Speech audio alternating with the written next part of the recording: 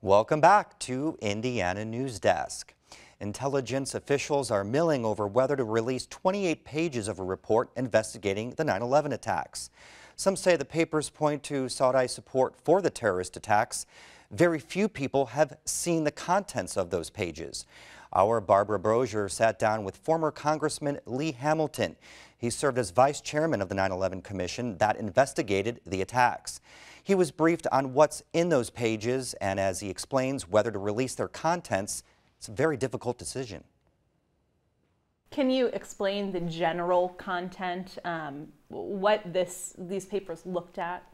Well, these papers were produced by the FBI, and they were looking into people that might have been associated, complicit in the 9/11 attacks. There are some names mentioned in these papers. Now, this is a very grave matter.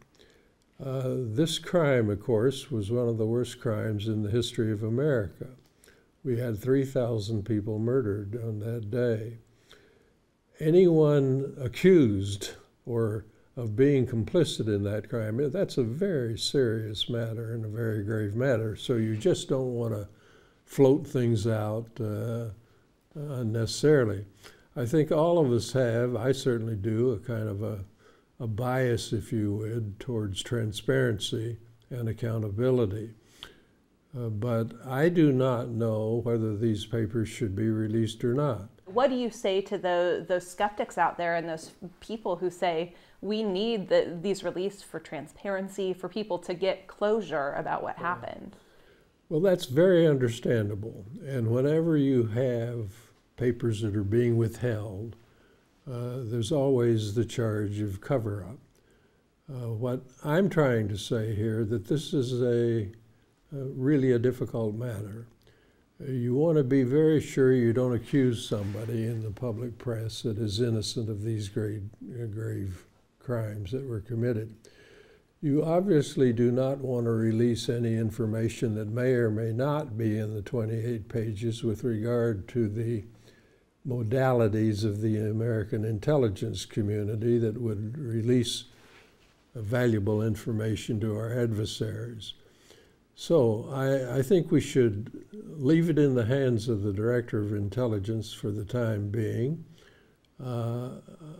And if they are released, and that may very well be the result, then we have to be very sure that the American people understand the nature and the context of the documents. Can you explain, after you were briefed on the 9/11 Commission about these specific 28 pages, what the Commission did? Those papers were given to us. We went through, the staff went through them very, very carefully and pursued a lot of leads. For example, there's one Saudi citizen, a government official whose name is in the report, it's been made public, who thought he might have had some connection to the two extremists in Los Angeles, but we did not find any such connection. So we pursued several leads as a result of our investigation of those papers. Why is this something that's being talked about now and that's being considered, whether to release these documents? Well, the families of the victims deserve to know everything we possibly can tell them about what happened. There are also very powerful financial interests here.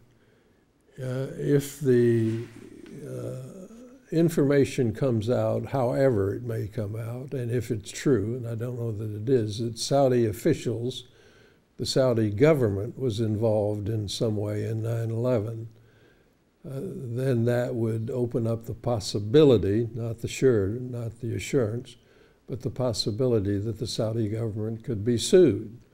Now, government immunity would have to be waived, and there are a lot of legal problems involved there.